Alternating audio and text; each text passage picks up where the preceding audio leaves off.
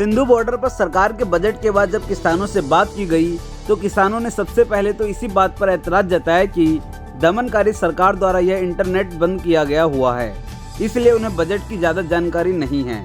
फिर भी किसानों ने कहा कि उन्होंने फ़ोन कॉल के माध्यम से अपने जानकारों से बजट के बारे में पता किया है तो उन्हें पता चला है कि सरकार ने किसानों को एक बजट में कुछ नहीं दिया है।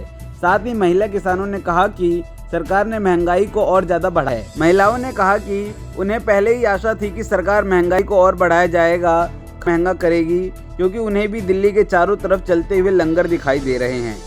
बजट बारे तो ਤੁਹਾਨੂੰ ਸਵੇਰੇ ਹੀ ਦੱਸਿਆ ਸੀ ਕਿ ਕੁਝ ਨਹੀਂ ਹੋਣਾ ਤੇ ਉਹੀ ਹੋਇਆ। ਵੈਸੇ ਤਾਂ ਸਾਨੂੰ ਜ਼ਿਆਦਾ ਪਤਾ ਨਹੀਂ ਹੈਗਾ, ਪਰ ਚਲੋ ਜਿੰਨਾ ਕਿ ਤੁਸੀਂ ਦੱਸਿਆ ਕਿ ਕੁਝ ਵੀ ਨਹੀਂ ਠੇਂਗਾ। ਤੇ ਉਹਨੇ ਪਰਸੋਂ ਜਿਸ ਦਿਨ ਉਹ ਮੀਟਿੰਗ ਹੋਈ ਸੀ ਪਹਿਲੇ ਦਿਨ ਰਾਸ਼ਟਰਪਤੀ ਨੇ ਦਿੱਤਾ ਸੀ ਹਨਾ ਭਾਸ਼ਣ, ਉਸ ਦਿਨ ਹੀ ਉਹਨੇ ਦੱਸ ਦਿੱਤਾ ਸੀ ਕਿ ਕਰੋਨਾ ਰਿਹਾ ਤੇ ਸਾਡੇ ਕੋਲ ਕੁਝ ਹੈ ਹੀ ਨਹੀਂ।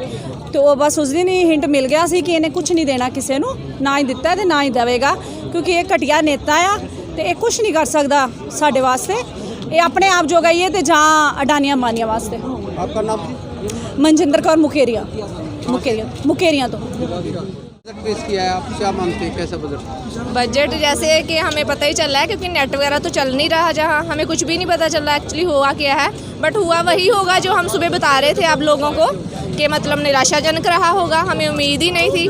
वो तो सोच रहे हैं कि रसोई का सामान सस्ता नहीं करेंगे, क्योंकि जहाँ इतने सारे किसानों को खाना मिल रहा है वो चाहते होंगे कि और महंगाई बढ़ा देते हैं। तो जो ये लंगर चल रहे हैं, पर ये लंगर गुरु नानक देव जी का चलाया हुआ है, कभी ख़त्म नहीं होगा, चाहे जितना मर्जी महंगा कर दो आप लोग। बजट से उम्मीद नहीं थी?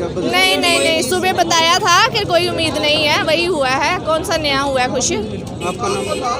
मनप्रीत कौर, मैं दशमेश गर्ल्स कॉलेज मुकेरियां में लेक्चरर हूँ। तो मेरे सभी स्टाफ मेंबर्स ने भी कहा था कि जब मैं वहाँ जाऊँ तो हमारी भी जो विशेज़ हैं वो किसानों को दे देना। तो मैं दे रही हूँ किसानों को अपने स्टाफ की तरफ से विशेज़ कि वो जीत कर ही वापस आएंगे। और क्या बजट को लेकर मैं ਤੁਹਾਨੂੰ ਪਹਿਲਾਂ ਵਾਹਿਗੁਰੂ ਜੀ ਕਾ ਖਾਲਸਾ ਵਾਹਿਗੁਰੂ ਜੀ ਕੀ ਫਤਿਹ।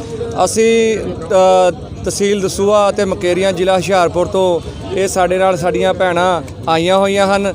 ਅਸੀਂ ਇੱਥੇ ਤਕਰੀਬਨ ਨੀਅਰ ਅਬਾਊਟ ਕੋਈ 1 ਮਹੀਨੇ ਤੋਂ ਆ ਰਹੇ ਹਾਂ ਤੇ ਮੈਂ ਤੁਹਾਨੂੰ ਅੱਜ ਦੱਸਣਾ ਚਾਹੁੰਦਾ ਸੀਗਾ ਕਿਉਂਕਿ ਇੱਥੇ ਅੱਜ ਸਿੰਘੂ ਬਾਰਡਰ ਦੇ ਉੱਤੇ ਇਸ ਵੇਲੇ ਨੈਟਵਰਕ ਨਹੀਂ ਆ ਰਿਹਾ, ਕਿਉਂਕਿ ਇਹਨਾਂ ਨੈਟਵਰਕ ਮੋਦੀ ਸਰਕਾਰ ਨੇ ਬੰਦ ਕੀਤਾ ਹੋਇਆ ਹੈ। ਤੇ ਅਸੀਂ ਕਿਸੇ ਕੋਲੋਂ ਪਤਾ ਕਰਿਆ ਕਿ ਜਿਹੜਾ ਅੱਜ ਉਹਨਾਂ ਨੇ ਬਜਟ ਪੇਸ਼ ਕੀਤਾ ਆ ਉਹ ਬਜਟ ਦੇ ਵਿੱਚ ਨਾ ਤਾਂ ਕੁਝ ਕਿਸਾਨਾਂ ਵਾਸਤੇ ਆ ਤੇ ਨਾ ਹੀ ਕਿਸੇ ਹੋਰ ਆਮ ਜਨਤਾ ਵਾਸਤੇ ਆ। ਜਿਉਂ ਦੀ ਮੋਦੀ ਸਰਕਾਰ ਬਣੀ ਆ, ਮੈਂ 5 ਸਾਲ ਤੋਂ ਪਿੱਛੇ ਵੀ ਦੇਖਦਾ ਆਇਆ, ਸਿਰਫ ਉਹਨੇ ਆਪਣੇ ਕੁੜਤਾ ਪਜਾਮਾ ਪਾਉਣ 'ਤੇ ਜ਼ੋਰ ਦਿੱਤਾ ਤੇ ਆਪਣੀ ਡਰੈਸ ਪਾਉਣ ਦੇ ਉੱਤੇ ਜ਼ੋਰ ਦਿੱਤਾ ਤੇ ਦੂਜਾ ਆਪਣੇ ਟੂਰ ਪ੍ਰੋਗਰਾਮ ਕਰਨ ਦੇ ਜ਼ੋਰ ਦਿੱਤਾ। ਨੀਅਰ ਅਬਾਊਟ ਕੋਈ ਜਿੰਨੇ 5-6 ਸਾਲ ਦੇ ਵਿੱਚ ਉਹਨੇ ਮੇਰੇ ਹਿਸਾਬ ਨਾਲ ਕਰੋੜਾਂ ਰੁਪਈਆ 100 ਕਰੋੜ 200 ਕਰੋੜ ਦੇਸ਼ ਦਾ ਉਹ ਖਾ ਚੁੱਕਿਆ ਆ। ਉਸ ਦੇ ਨਾਲ ਇੱਕ ਉਹ ਗੁੰਡਾ ਰਲਿਆ ਆ ਅਮਿਤ ਸ਼ਾਹ, ਉਹਦੀਆਂ 7-8 ਮਿਲਾਂ ਚੱਲਦੀਆਂ ਪਈਆਂ, ਉਹ ਕਰੋੜਾਂ ਦਾ ਉਹ ਨੁਕਸਾਨ ਕਰਦਾ ਪਿਆ ਆ। ਮੇਰੀ ਇੱਕ ਗੱਲ ਨਹੀਂ ਸਮਝਦੇ, ਮੈਂ ਕਿਸੇ ਧਰਮ ਦੇ ਖਿਲਾਫ ਨਹੀਂ ਜਾਣਾ ਚਾਹੁੰਦਾ, ਕਿਉਂਕਿ ਆਪਾਂ ਹਰ ਚੀਜ਼ ਦਾ ਹਰ ਕਿਸਮ ਦਾ ਸਤਿਕਾਰ ਕਰਦੇ ਆ, ਲੇਕਿਨ ਕਿਸਾਨ ਦਾ ਉਹਨੇ ਅੱਜ ਤੱਕ ਨਾ ਤਾਂ ਕਿਸੇ ਸਰਕਾਰ ਨੇ ਸੋਚਿਆ। ਮੌਕੇ ਦੀਆਂ ਜਿਹੜੀਆਂ ਵੀ ਸਰਕਾਰਾਂ ਆਉਂਦੀਆਂ ਆ ਉਹ ਕਿਸਾਨ ਨੂੰ ਵਰਤ ਕੇ ਉਹ ਤੋਂ ਫਾਇਦਾ ਲੈ ਕੇ ਵੋਟਾਂ ਲੈ ਕੇ ਵਾਪਸ ਚਲੇ ਜਾਂਦੀਆਂ। ਵਾਅਦੇ ਕਰਦੀਆਂ ਸੀਗੀਆਂ, ਮੋਦੀ ਸਰਕਾਰ ਨੇ ਵਾਅਦਾ ਕੀਤਾ ਸੀਗਾ ਵੀ ਆਪਾਂ ਜਿੱਦਾਂ ਹੀ ਸਾਡੀ ਸਰਕਾਰ ਬਣੂਗੀ ਤੁਹਾਡਾ ਸਾਰਿਆਂ ਦਾ ਜਿਹੜਾ ਹੈਗਾ ਕਰਜ਼ਾ ਮਾਫ ਕਰ ਦਿੱਤਾ ਜਾਊਗਾ, ਲੇਕਿਨ ਹਜੇ ਤੱਕ ਇੱਕ ਵੀ ਪੈਸੇ ਦਾ ਕਿਸੇ ਦੇ ਕਿਸਾਨ ਦਾ ਕਰਜ਼ਾ ਮਾਫ ਨਹੀਂ ਹੋਇਆ।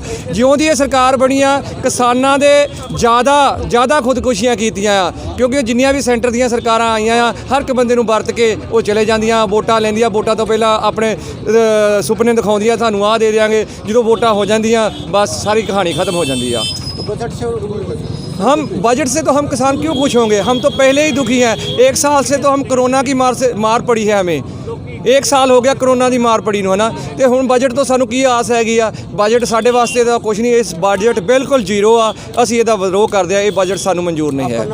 मेरा नाम वरिंदरजीत सिंह सोनू सरपंच है, मेरा ब्लॉक दसूहा है, जिला हुशियारपुर है। आंदोलनकारियों ने कहा कि सरकार कितनी ही महंगाई कर ले लेकिन गुरु नानक साहब के लंगर कम नहीं होंगे, ना ही वे भूखे मरेंगे और लंगर लगातार चलते रहेंगे। किसानों ने कहा कि जब से मोदी सरकार आई है तब से सभी बजट निराशाजनक ही आते हैं। देश की सबसे सरकारी चीज़ों को बेचा जा रहा है, कुछ नया नहीं बनाया जा रहा और भी कई तरह की निराशाजनक बातें इस बजट के बारे में किसानों ने बताई।